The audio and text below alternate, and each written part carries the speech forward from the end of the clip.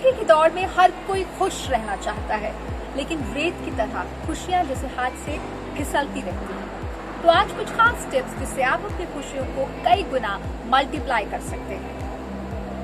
पहली टिप, अपनी खुशियों को, अपनी हैप्पीनेस को टारगेट्स में बांधना बंद कीजिए। इसका मतलब क्या है? मतलब ये कि अगर कुछ हो जाए तभी आप खुश होंगे। मसलन मुझे प्रमोशन मिल जाए, अच्छी नौकरी मिल जाए, तनख्वाह बढ़ जाए, मनचाहा जीवन साथी मिल जाए, या कुछ भी जो आप चाहें वो हो जाए, तब मैं खुश हो जाऊंगा या हो जाऊंगी। क्या बाकी समय नाखुश होने के लिए है? इसे कहते हैं व्हेन मॉडल ऑफ हैप्पीनेस, यानी I will be happy when something happens to me. Why not being happy when nothing happens? And that is real happiness. जिंदगी हमेशा खुश रहने के लिए है। वो करिए जिससे आपको खुशी मिलती हो। मसलन मुझे लिखने या कुछ क्रिएटिव करने से खुशी मिलती है। अब कुछ लोग कह सकते हैं कि उन्हें शॉपिंग से खुशी मिलती है, but again it is temporary. आप निर्भर हैं शॉपिंग करने के लिए। जब दुकान खुलेगी, एक वक्त होगा, तब आप जाएंगे। कुछ ऐसा सोचिए और ढूंढिए जिससे करने के लिए आप किसी पर निर्भर ना हो। जैसे गार्डनिंग, किसी को म्यूजिक सुनना पसंद हो। ऐसी बहुत सारी चीजें हो सकती हैं जो आप रोजाना या जब भी आप चाहें कर सकते हैं। आजकल की भागदौड़ भरी जिंदगी में बहुत सारे लोग पैसा तो कमा रहे हैं, लेकिन वो करके कमा रहे हैं जिससे उन्हें खुशी नहीं मिलती। इसलिए अपने खुशी के पल आप ढूंढिए, और ऐसे ढूंढिए जो इजीली आप ढूंढ सकते हैं, जो आप इजीली कभी भी कर सकते हैं। तीसरी टिप, जब आप जिंदगी एक ढर्रे पर ही जीते रहते हैं तो वो अक्सर बोर हो जाती है, लाजमी है। इसलिए अपनी जिंदगी में खुशियां भरने के लिए खुद को थोड़ा पुश करिए और कुछ नया सीखने या करने की कोशिश कीजिए। जब आप खुद को पुश करते हैं तो एक चैलेंज होता है कि क्या मैं खुद को या इस नई चीज में साबित कर सकता हूँ या कर सकती हूँ। और जब आप ऐसा कर पाते हैं तो उससे भी खुशी मिलती है। तो खुद को इन्वेंट करते रहिए, कुछ नया करते रहिए, खुशियां अपने आप दौड़ी चली आएंगी।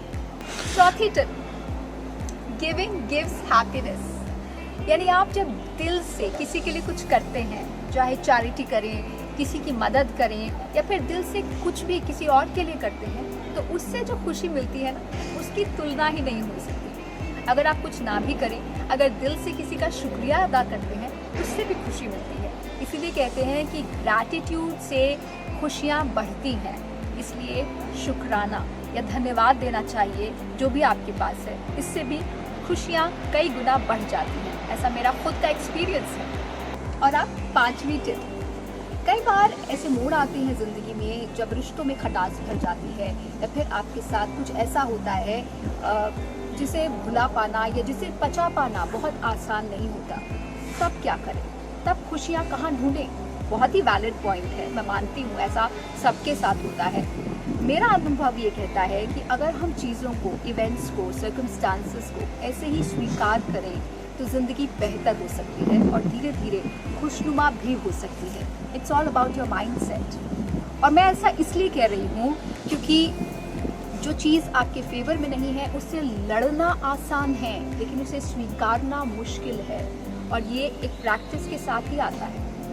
इसलिए ये आपकी पीस ऑफ माइंड के लिए भी ज़रूरी है कि अगर आप चीज़ों को स्वीकारते हैं तो उससे आपकी मन की शांति कायम रहती है। और ऐसा नहीं है कि आप के साथ अगर किसी ने गलत किया, गलत व्यवहार किया, या फिर आपको धोखा दिया, या फिर कुछ ऐसा हुआ जो किसी को नहीं करना चाहिए था, तो उसके साथ कुछ नहीं होगा। Nature takes care of it. एक सेइंग है ना, what goes around comes around. तो इस बात की चिंता छोड़ दीजिए कि अगर आपके साथ किसी ने गलत किया है तो आप उसको फौरन या जैसे को तैसा में जवाब दें। Nature takes care of it. और अब आज की आखिरी टिप, फॉर बीइंग हैप्पी, ऐसे लोगों का चुनाव करने की कोशिश करें जो हंसते रहते हों, जो अपनी आदतों से, अपने व्यवहार से माहौल को खुशनुमा बनाते हैं, वो पॉजिटिविटी बढ़ाते हैं। जबकि ऐसे लोग भी आपके आसपास होंगे जिन्हें हमेशा कमियां निकालने की आदत है, जिन्हें हमेशा कुछ भी परफेक्ट नहीं लगता, या फिर जो हमेशा उखड़े रहते हैं, शिकायती मूड में रहते हैं। ऐसे लोग अपनी आदतों से नेगेटिविटी बढ़ाते हैं, टॉक्सिक कल्चर फैलाते हैं। तो इनसे दूरी बनाकर रखें ताकि आप अपनी पॉजिटिविटी की रक्षा कर सकें। और अंत में मैं यही कहना चाहूँगी कि अगर रियल, शुद्ध, प्योर हैप्पीनेस देखनी है ना, तो छोटे बच्चों के बीच देखिए। कैसे खिलखिलाकर हंसते हैं। उन्हें किसी रिजल्ट या किसी अचीवमेंट की दरकार नहीं होती बेहद खुश रहने के लिए। They are happy for no reason. और यही है real happiness. Be happy and happy living.